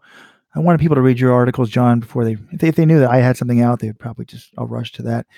But in my preview, I talk about why every men's team won't win because I hate the DMR. So it was kind of interesting. John enjoyed it, right? My hatred of the DMR. But it's great. It made me think of Robert Johnson sitting in a bar after a meet. He's got a beer in front of him and just shitting on everyone. And Robert just taking the blowtorch to a bunch of 19 and 20-year-old college kids. I'm very excited, but they're not 19 and 20. John has written an excellent women's mile preview. Well, then, no, but there's a 6th-year identical twin from Michigan. She had not PR'd since high school until this year. She's never made NCAAs. She enters NCAAs as the number 1 seed in the mile. If this girl wins it, Chris Lear is going to get the movie rights. We're going to make a movie right now. Hannah Meyer from Michigan. Fabulous story. Read about her right now on the John. Great job to find that. John even found a picture of her from high school. I'm like, John, where did you find that? Not as creepy as it sounds, I swear. Yeah. We already had it in our, in our database. You just went in the database, typed in her name. So New Balance Nationals. She was, she had a team there. So that was where the picture came from. Speaking of New Balance Nationals, that's this weekend as well. I actually will go to that probably for the first time just to see what a thing Mo can do at 800 meters. We might see a sub 2 by a high schooler. But speaking of 800, I think one thing about NCAA. Well, can you have your wife? Can you record her? We need to get her on here. Maybe I should take her to the meet, but I don't have to pay like the $30 for her to get in. So you think the Army will let her in for free? Get her a media pass. I already submitted my pass. Steve Soprano's wife has asked questions. She's done interviews in the mix zone before. Like, we think that we're like, it's tough to be a journalist, and you can train someone in like 30 seconds. Like, go ask that person, how do they feel? How does it feel to be a national champion? Like the sideline reporters, that's the dumbest questions. That's all you have to do is ask dumb questions. How do you feel about winning? Tell us about your race. Anyway, speaking of the 800, but at NCAAs, I think the Texas A&M team is pretty interesting. Yeah, what the hell is going on there? Sammy Watson just left in the middle of the year to turn pro. I mean, did we talk about this when this happened, guys? She did sign with Adidas, but like she signed with Adidas. Yeah. For how much? They didn't tell me. Who's her agent? Mark Wetmore's her agent. This stuff doesn't get publicized very much because I was thinking the same thing. Like, wait, she left college. Did she sign? Like, how come press releases aren't put out? But Sammy Watson was the World Youth and World Junior champion, I believe, and then went to Oregon last year. Texas A&M. Oregon, excuse me. Texas A&M. I'm reading something else and it says Oregon's. Won NCAA. She did win outdoors, but didn't run that fast. Then this year, I think it only run about 2:06 was her best time. And says, bye, I'm leaving, I'm going pro. I mean, she's fabulous talent. And then also Texas A&M. You have Devin Dixon, number 1 seed in the men's side. So he's going great. He's run 1:45.2 this year. Sammy Watson wasn't even the fastest girl at Texas A&M. You had Jasmine Frey, and she's the NCAA record holder, I still believe, indoors. Yep. She's only run, I think, 2:06 this year, 2:05. And she won SEC, so it's not going terrible, but she's only the 13th seed. And the coach, Aline Francisque, left last year, middle of the year. This whole story of that has not come out. So it's just sort of interesting. Turmoil kind of on the women's side, but Devin Dixon's doing great. And this is all the school, for some context, where Donovan Brazier went and, became a pro sensation after his freshman year. So it's just pretty interesting. Like, I mean, now it's a completely different coach, and it's still kind of going well on the men's side, not on the women's side. Maybe it is. Who knows? It's just kind of nuts. I'm not blaming a coach for Sammy Watson's trouble. Sammy Watson she won World Juniors in 2016, and 2018 this year. She didn't even make the final. I want to see a woman run well as a 19-year-old at a minimum before I offer them a pro contact. I would not have offered her a penny as an Adidas. I think that's a huge mistake. I think I don't want to write her off and say she's done, but we've seen so many teenagers do it. It would not surprise me. Now, maybe there's some excuse. Maybe Mark Wetmore knows why, but I guess there's so little money in the track. Like, why not? Maybe she is the next. Maybe you're going to put her in A.G. Wilson's group. Think she's going to turn it around, but Mary Kane certainly hasn't turned it around. Bizarre decision to me. If she wanted to go pro after she won NCAAs last year outdoors, it would have been fine. It would have made sense. But come back run 2:06 to me is one of the dumbest. I mean, it might be smart from her standpoint if she got someone to pay her more than what her college scholarship's worth. Well, that's the other thing. I wonder, do you think, and I don't have firsthand knowledge of this situation, but do you think it's a case of like them looking at the situation, realizing she wasn't running that fast this year and saying, no, we missed the boat at the end of 2018 outdoors. Now we should just try to grab whatever we can. I don't think a runner that's that young and that talented thinks, oh, my career's over, I'm not going to mature. They always think, oh, if I work hard, I'll get it back together. No woman thinks, oh, my body's changing, I'm going to suck for the rest of my life. I mean, I was emailing with a former high school star. I was like, oh, my college career wasn't very good. I'm like, it wasn't your fault. Your body changed. I don't know. I don't know, if that's the case with her, but I know it was only one race, but 2:06 is really bad if you're a 2-minute girl. And she runs some other races too, like on the relays and stuff that were like her quarter speed is like 2 seconds slower than what it was in high school. Like, this isn't trending in the right direction. I would not be surprised if we never hear from her again. That is one thing that's different though. I mean, if you're a college athlete, you may not be in shape and you got to get ready to be NCAA. So the coach is like, hey, you got to race. You got to start getting in shape. And if you're a pro, you just don't race for a month. So as you said, she's super talented. You can't really write her off completely, but it's one of the most unusual, probably the most unusual way I can think of somebody going pro, sort of in the middle of the season. It's just such a young phenom. Yeah, and that's one of the things I like about college is it forces people to get shape. People think it's bad and they have to race indoors, but it also helps keep people honest and fit in the winter. And sorry if I'm repeating myself. I know that probably thousands of people listen to this podcast who listen to my ESPN Plus broadcast of the Ivy League Track and Field Championships. So if you did listen to that, you probably heard this before. But I really like that Cabot Tolbert, the Harvard sprint coach who coaches Gabby Thomas, she's pro now. She's still at Harvard. He's like, look, she comes to practice every day. She does the exact same training she did last year. He's like, it's never too early to run fast. So I really liked hearing that from someone. He's like, all the sprinters blow off indoors. He's like, I don't know why. They don't need to do that. He's like, Worlds aren't until October. What's wrong with her running fast now? So very refreshing there. Love it. We need to race more often. So should we make NCAA predictions? What are we going to predict? How about this? Grant Fisher, Morgan McDonald. This is the race of the weekend. These two guys, every time they get together, it's fantastic. They battle it out. They went 1-2 in cross country at NCAAs. They went 1-2 at Millrose in the 3K.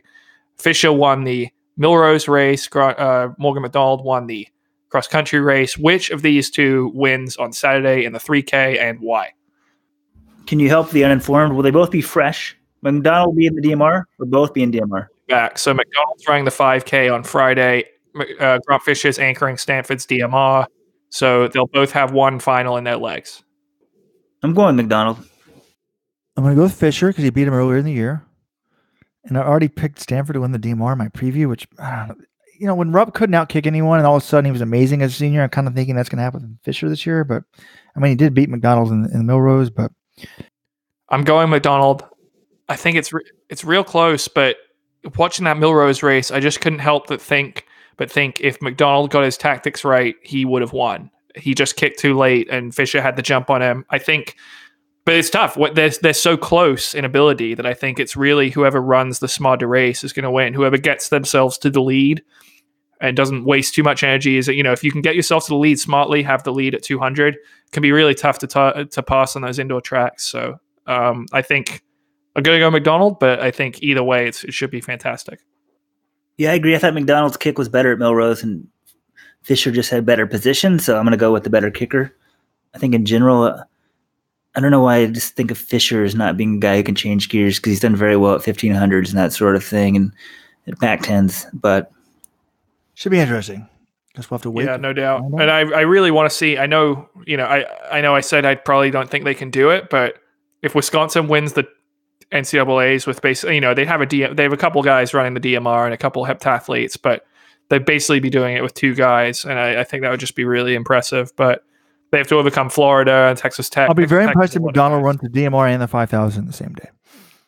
It doesn't make sense. Why would you? You have the best miler in the country. Why would you put McDonald on it when he's got 20 minutes? They don't have it. Really? Is he going to make that much of a difference on a 1200 running 20 minutes after the 5K? Surely they have a better option. I think he ran on their qualifying team. Say that again? I think he ran a leg on their qualifying team, right? He's listed. Right, but that doesn't mean he's going to run on Friday. All right, guys, do we have any more NCAA thoughts, or should we just sort of rapid fire, random into the podcast? A few other things to discuss. Yeah, move on. Lightning round this thing. Okay. You already claimed to have a stat of the week, but this is my stat of the week. Did you guys know? You guys know this because somebody tweeted it out. Japan had more sub 209 marathoners last year, 10, than the U.S. has ever had, 9. That just is nuts. American marathoners, men, please get under 210. Somehow figure it out. Japan had 10 people last year. We're a country of 300 plus million. We've had 9 ever. It's crazy. Amazing stat find by John. John found that. Good job, John. Thank you. Do you want to know what's also crazy? Is you just look at the results of last year's Tokyo Marathon by itself. How many guys do you think from Japan broke 210 in that race? I think it was 9, right? Correct. Wow. Wait, so Tokyo Marathon last year equaled the American history of sub 210 marathons. It's crazy. And then they had none this year, but that's because of the weather. Right. And, you can say last year, Boston, the weather was bad. We had a lot of top Americans there, but I don't think if you put all the top Americans in Tokyo last year, I don't think you get 9 guys sub 210. Right. And then what was the other stat? They've had 7 or 8 guys go sub 208, and only 2 guys have ever done it more than once. Yeah, only 2 Japanese men have ever broken 208 twice. Suguro Osaka is one of them, and I think probably Seiko is the other, right? Right. But for some perspective, America is much better at the mile than Japan is, and the 1500 as well, because the Japanese indoor record was broken earlier this year. It was 356. And in the mile in Boston, you had, 6 Americans under 356 for the mile, including one at 349 and one at 350. So, they're just some different countries are better at different events. I think Japan, if they put more efforts into the mile, they'd have more guys under. US, though, People, what do you think, everyone Robert? thinks that, this one country's great at this, one country's great at that. I always wonder what the Japanese think about the Kenyans, who are still the best runners on their teams. To me, guys, sports gene. Japan is genetically better at running the marathon than Americans, who are genetically better at running the mile. Speaking of the mile and sub 4, do you guys realize how many Oregon runners have broken 4 this year? I mean, let's give a shout out to Oregon. Everyone's paying attention to them because they don't have any huge heavy hitters this year. But Weldon, 6 guys. I was going to ask Weldon, John. I was going to. Oh, sorry, I ruined it. I mean, Weldon wasn't answering. So, how many are in the meet? Who's their best guy? Their best miler, who's actually running the mile at NCAA's, is Charlie Hunter, who has run 357. They've also got Reed Brown at 358 and Blake Caney at 358 as well. Then they have a couple other guys who are running the 3K, Kupatier and James West. And I believe they have one more guy who has broken 4, but he is not entered in either of those events. I mean, just a shout out to Ben Thomas, the new Oregon coach. He used to be at Virginia Tech. They were incredible there. So he's one of the top middle distance coaches in the country. Everyone's bringing out their favorite thing of the week. Mine is really the end of an era for me. There's been a genetic DNA test invented that can tell identical twins apart. I'd always wondered my whole life if I could go on a crime spree and get away with it. And the answer was yes. Apparently a lot of twins have done this. I was even reading this article in the New York Times, like 1% of all crimes can be unsolved because a twin could always claim that his brother who lived in the same town did it. So, and also, folks, it's a good thing this wasn't in back in the day. Someone on the thread on this, there's a thread on this right now. Scientists have finally invented a DNA test that can tell identical twins apart. It only costs $130,000. Someone said this would have been the end of Weldon's elite athlete career because Weldon was on, obviously, in a minimum blood transfusions, probably EPO, but he passed the test because they had me take them for him. John Kellogg did. Breaking news, USADA. Now they could apparently, if they're willing to pay $130,000, figure out that it was me taking the test. So I can no longer commit crimes. Oh, wow. I could have doped to the gill and just had you there and present ID and pee in the bottle for me? Apparently. Oh my gosh, we missed our opportunity. Robert, is your neighbor coming over today? It's about time for the Manchester United PSG game. Huge PSG. Oh, wow. There's already a goal. Manchester United down 2-0 after the first leg. They're already up 1-0. Are you kidding? It's getting very exciting. And it's in Paris. This is very interesting. Already scored in the first minute. Second minute, Romelu Lukaku. My neighbor's coming over at halftime. He has to take care of 3 children. Hopefully he's okay. Keeps his head up. I didn't tape it, so I can't show him the goal. They have to win. They have to win by 2 goals away from home. It would be a miracle, but they're already halfway there. So if it's 2-2, though, what happens? They play 2-2. It goes to extra time. Wow, good thing I'm putting this on. Focus on this podcast. So do we need to talk about? In case you guys didn't know, we spend most of our time doing soccer, our soccer websites, or for NFL. If NFL's in season, it's Cowboys and Patriots. More Patriots because the Cowboys really haven't done anything for the last 20 years. But do we want to talk about Martina Navratilova and Paul Radko's comments about transgender? It's driving me nuts that people are calling these people transphobic now. Look, Martina nailed it this week. By definition, you have to exclude people if you're going to have women's sports at all. Do we let Caitlyn Jenner participate? without hormone treatment. Obviously, that's not the same as Caster Semenya. But if you're going to have women's sports at all, you have to have limits. So we're not being bigoted. We're trying to protect women's sports. Some idiot on Let's Run had a thread. It's like, well, I figured out the way to do it. You just have one division, and you just, the best people in the A League and the next people in the B League and the C League and D League. You get rid of women's sports together. It would work great for everybody. I'm like, that wouldn't work great for anyone because every single woman would lose their college scholarship. Someone's like, no, Serena could still be a pro athlete. I'm like, no, she could not be. She could not be because there'd be more pros men coming in. Like the guy that's now 800th in the world who can't make a living doing it would come in and play tennis and beat Serena.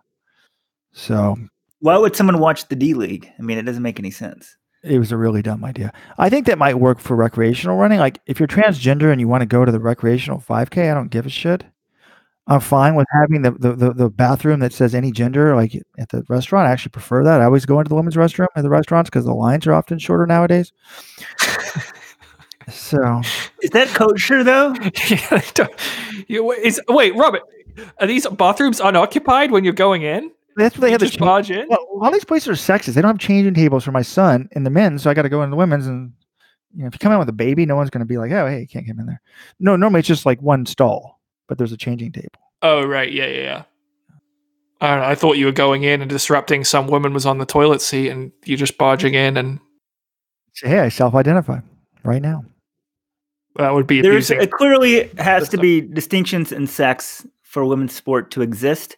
And also, I don't like it how people are linked to equate transgender with intersex. They're very different things. I, for one, am fine with hormone treatments being there for both, but I wouldn't be against stopping athletes who are born with the sexually male being prevented from women's elite sport.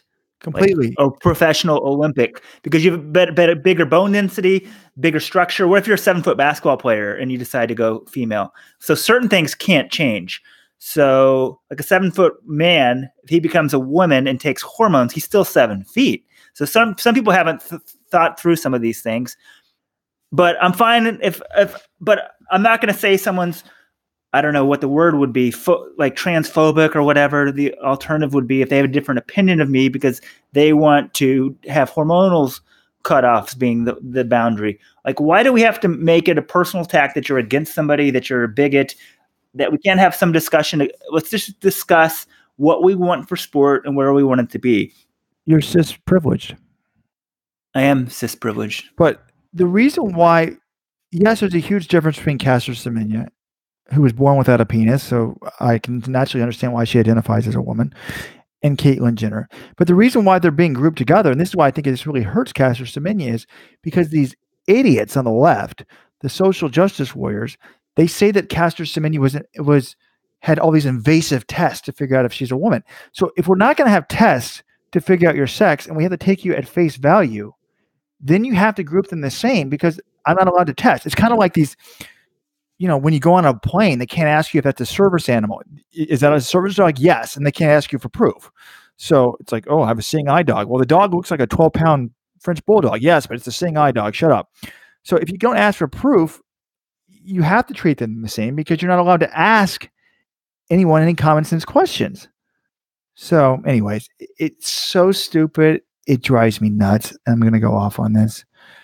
It's almost like a parody. You think that men haven't taken enough from women. Now we're going to take away their professional sports, but you think that it was like made up. Well, Caster Semenya. All right, to clarify, Caster Semenya is not a man. She's not taking away she is not taking this away from women as a man. No, she would just be. These transgender men are. Well, they're also not men. They're transgender. These transgender women now are, yes. But then they're not. It's not men taking it away. It's someone who's born male. Biological males is the term we should use. But there's a very big difference between a transgender person not undergoing hormone treatment who identifies as a woman and Caster Semenya. So grouping these things together is a disservice to Caster Semenya. She's in a very unfortunate situation. And not that it's easy to be transgender either, but like the Connecticut high school thing is a complete joke. Oh, it's ridiculous. That's what I'm talking about. Andrew Yearwood. And nowadays, and on this stupid thread on Let's Run, I mean, apparently anyone can give a TED Talk. Like you can have your own private TED Talk and call it a TED Talk. I don't understand this, but people are linking to some idiot on TED Talks like, if men and women were just put in the same category at a young age, the women would rise up. No, they freaking wouldn't. Jenny Simpson couldn't even make the high school nationals. I don't care if she was competing against men her whole life. She wouldn't be that much faster than she is now. It's like these people are so dumb. Like, I can try all I want to have a baby, and it's never going to happen. Guess what? It's never going to happen. So can we just log off so I can go watch this soccer game that I'm acting like I care about? It's the first time Robert's ever said that sentence. Can we log off so I can watch this soccer game? All right. Well, no, I have one more. We're already in tough territory because I'm sure someone will wordsmith what we said and call us bigots. But the sort of woke discussion of the week, John, I believe you have, previously would have said that you have the major scalp of a athlete this weekend. Would you know what I'm talking about? Yeah, I do. It's it's actually one of the first things I said. I was watching the mile with Kejelcha and Grigorica, and I was watching with some of my college teammates. And after Johnny ran 3:49, I saw the scoreboard. I'm like, oh my god, he ran 3:49. And then I said to them, I have his scalp because I raced against Johnny a couple times in high school and beat him. He obviously got a lot better since then. And then we got this email to Steve Soprano from a Native American visitor, and he was saying that the use of the term scalp in the running context is offensive. And I think most people, if you're listening to this podcast, certainly you're familiar with the terminology, I would say, where if you beat another runner, you can say, oh, I have his scalp. And I never really thought much of it. Obviously, the history, it sounds fairly atrocious, and I knew scalping was a practice where they would have rewards if you were to return the scalp of a Native American. But yeah, I mean, it just sounded like the reader who emailed us was not happy with us using this, misappropriating the term. We're making light of the situation, and I guess I don't know what you guys' thoughts are, but I didn't really know where to stand. I never thought of it as an offensive term, but also I never thought about it that deeply, so maybe it is. Right. Taking the scalp of someone, like, literally is tremendously offensive. You're killing the person and taking their scalp. But then I sort of looked into the history of the word. And so this Native American guy who wrote us, I guess, should we say self-identifying Native American? With the Elizabeth Warren, you have to have the tribal roles. I don't know if DNA test. Bad joke. Anyway, but the history of it is Native Americans used to scalp their own and scalp other people and present scalps as like a bounty. Right. It was a sign of thing. And it goes way back to Europe. People would scalp. Medieval times would scalp. So scalping really should be offensive to everyone. This guy made it sound like, it's offensive to Native Americans because at some point some of the colonial governments would pay specifically for Native American scalps. But prior to that, Native Americans were scalping. And I read some story about this guy who was this Native American leader who was like met some of these Westerners, and he showed off all his scalps. Like, hey man, I'm a big dude. Look what I got going here. So yeah, watch Lost Mohicans. It's in there. It's scalping. The process is offensive. I don't see why the term is more offensive to Native Americans than anyone else. Like, that just shows people can take offense to any term. Like, right? Because this was a practice that Native American people tried. So at first I'm like, oh my gosh, yes, this practice because they did it to Native Americans is terribly offensive. And then once I read more up on it, I'm like, wait, Native Americans used to do this as well. Everyone used to do it back in the day. So why is it more offensive to one group in general? It's sort of just nomenclature now. And I think we probably, I don't know, I guess now I don't want to be a dick, so I'll think twice about using it, but it's so commonly be used in running. Yeah, I don't want to be a dick either. I felt bad for him, but I don't know another way to use it. Are you going to say the transitive property? Like, we need to make another term. Like, yeah. So let's run visitors. Come up with another term so we can say he took the scalp of so and so. We need a new term. Kind of like a Eskimo Brothers, but for running. That's offensive to Eskimos. Oh shit. Yeah, make sure it doesn't. You got to thoroughly research this word we choose so that no one comes out and tells us we can't use it. That's what we need for the week. We need some visitors to when's our next race? I guess NCAA indoors. We need some visitors to record their significant others watching the track meet, get some reactions, get the permission. We'll use the audio. How do we know they have permission though? Like, we don't want them secretly recording. They ask their significant They other ask, for they permission. tell us. Robert. We need the consent on tape. It's kind of like sex nowadays. You have to have the consent. You mean on tape? That was the joke. You always have had consent. But yes, get that. By the way, I think the in-laws and relative test is good. Like my mother-in-law sent me an article on the sprinters in Connecticut. She lives in Connecticut. And she's like, what do you think of this? So, when running goes over to mainstream people, that's when we're actually successful. okay. Speaking of which, I want to talk about the Connecticut. I forgot about this. Can I do my WhatsApp message of the week? Go ahead. So I received an email this week from a very good friend of mine. She's worked as a speechwriter for a woman that has run for president of the United States before. Liberal woman. And it was about the Connecticut Sprinters. She's like, is this really happening? Are you on this? Let's run. And she didn't believe it. Didn't believe what? She just didn't believe that they were letting biological men run in women's sports without hormones in Connecticut. She couldn't believe that. And she wrote, aren't there a bunch of other things besides hormones that affect athletic performance? Like women don't have dramatically less lung capacity. Then she even went into, is Let's Run engaged on this? This is absurd. Let them compete as a separate group. If you develop, she's even opposed to letting them compete after hormone treatment. This is someone who was a runner in college, who is very liberal, who had never heard about this. A speechwriter for Hillary Clinton at one point. I didn't say Hillary Clinton, but now it's exposed. If you develop as a male and then switch, you are not the same. And that's BS about size not mattering in sports. It matters in most sports. And what about the I agree. I think for basketball and stuff. And what about the lung capacity things? And then she even went farther, which a man could never say this. And they also don't have a menstrual cycle. And it's got to be a disadvantage. Most people who menstruate don't feel well for a day or two of the month. And I said, well, yes, but there's some people, the Castor Semenya, it's complicated because she's intersex and XY but has no penis. She wrote, yes, there are going to be complex cases, but the males who've changed to female still have huge male lung capacity, height, and accrued muscle mass, and no menses. It's a pretty straightforward advantage. I think we're overcomplicating things 99.99% of the time. What it says on the birth certificate should be used. And if you're competing at the Olympics or something, fine, look for those rare cases where people intersexed. That would be complicated to decide. If they want to call themselves female outside of sports or attempting to get pregnant, go ahead. So that's a great line. She's like, I'd like to see them try to get pregnant.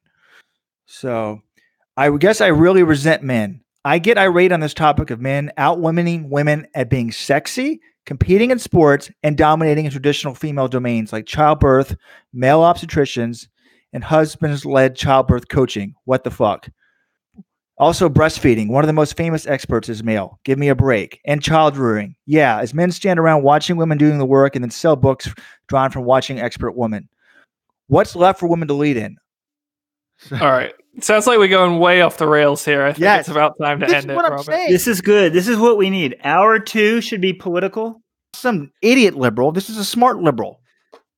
Robert calls people who doesn't like idiots and whatnot. Yeah. Like, am I a smart liberal, Robert? That's like calling someone a racist. If you agree with me, you're smart. Martina Navratilova and I are buds, at least on this topic. I think hour 2 from now on, or hour 3 will be solo political talk. Please don't let there be an hour 3. Our web developer, Eric, is in Iowa. We have boots on the ground there for the caucuses. Eric was an early supporter of Bernie Sanders last time, so we'll have breaking stories from Iowa coming next week. We're going to lose all our conservative viewers, Weldon. Don't worry. They're on the message boards, apparently. People think it's like, I don't know, BreitbartJr.com. Speaking of Breitbart, what happened to that guy, Steve Bannon? That guy played his cards wrong. He got too close to Donald Trump. Anyone who sticks too close to Donald Trump is eventually going to be fired or dismissed. That's how it works. But I think he thought he could left and like be this bigwig, and now no one gives a shit about who he is. All right, do we have any more running things to discuss? Oh, I just want to brag about Let'sRun.com. If you have any problems about what we're saying or the website in general, unlike Facebook, unlike Twitter, you can reach a real human being. Call 844-LET'S-RUN, 844-538-7786. I've been trying to get in touch with Facebook to complain about something for years, and it's not possible to do. Amazon at least lets you call them. Facebook and Twitter suck. So, folks, don't compare us to them. You can reach a real human being. Yes, you can push our numbers to have ring our phones, or you can push option I think 7 to leave audio for the podcast. Is that correct, Robert? Option 7? Yes. Women, we want to hear from your male husbands that don't run. We want to hear them listening to the NCAA meet. Also, if we have any spouses, boyfriends, girlfriends of elite runners who don't run, I think you guys should be a guest on the podcast. We'd love to hear your perspective, what it's like to date, be married to an elite runner. If you want to do that, you can email us. You can email. We have a new email address, actually, podcast@letsrun.com. I'm impressed. Well done. We discussed a couple of the top threads of the week, but Robert's breaking investigation of Brie Manziel will have to be resolved next week. There's been no resolution. I'm sorry for people who've been listening for the last, I don't know, probably going to be in 90 minutes or so once this thing is all said and done. Yeah, we'll have a special emergency Brie Manziel podcast. Yes, we'll have a bonus podcast when that finishes. But the top thread of the last week, over the crazier genius, Alberto Salazar says Kejelcha is going for both world records. The number one thread of the week, Johnny Manziel's wife says she ran a 2-hour half with no prep. So, John, once again, you missed the top story. The number 3 thread actually was what the heck is on the neck of the Japanese top finisher in Tokyo. I suggested that. And number 4, we did miss it. We didn't discuss this one. Gert, I don't know how to say his name. Gert Ingebrigtsen, the father, is irate that Philip was DQ'd from European indoors, vows to get revenge on European athletics. I mean, vows to get revenge? That sounds so sinister. What does he mean by that? Yeah, John and I are like that. What does he mean by that? And A, he was totally wrong. That was an obvious DQ. Yeah, no doubt. He was wrong. It was a DQ. It was legit. That's pretty much all you have to say about that. But I would love to know what his plans for revenge are. I think maybe that's sort of English translation. He'll get back at them. I thought he meant we won't run Europeans in the future. I thought it meant he'd do violence to somebody. I mean, just the word has so many different connotations. And then also, in case you guys didn't know, remember Mr. Badass who killed a mountain lion with his bare hands. He killed a runt kitten, according to poster on Let's Run. So, only in Let's Run can you be attacked by a 35-pound mountain lion, and people in Let's Run are not impressed by that. And fight it off and kill it with your own bare hands. And it's just that's whatever. Let's Run message board in a nutshell right there. Well, when I read runt kitten, I thought it meant it was a household cat. That's what I thought, but it's a 35-pound mountain lion, I think, or 30 pounds or something. And the thread of the week that wasn't the most popular, but the one that has the secret discussion of the track, we'll put it at the bottom of the show notes. We need to retitle it, but now we'll have to keep it like this at least for a little while until our article comes out. It's just called Gregoric Holy Smokes. And it's got this fascinating discussion of the optimal bank angle of a track and then the wood surface under the track versus the steel surface. It's fascinating. But guys, any final words? I guess not. All right. It's Manchester United 1, PSG 1. Until next week, this is Weldon Johnson signing off for Let'sRun.com. If you got any user audio for the podcast, be sure to call 844-538-7786. That's 844-LET'S-RUN and hit option 7. Or shoot us an email at podcast@letsrun.com. Today's podcast is sponsored by Floyd's of Leadville. If you haven't tried CBD products for recovery yet, you need to go to floydsofleadville.com and use code LRMAR to save 10% off your first order. Floyd's has certified organic CBD products and shares its testing results on its website. Use code LRMAR, that's MAR as in March, to save 10% off.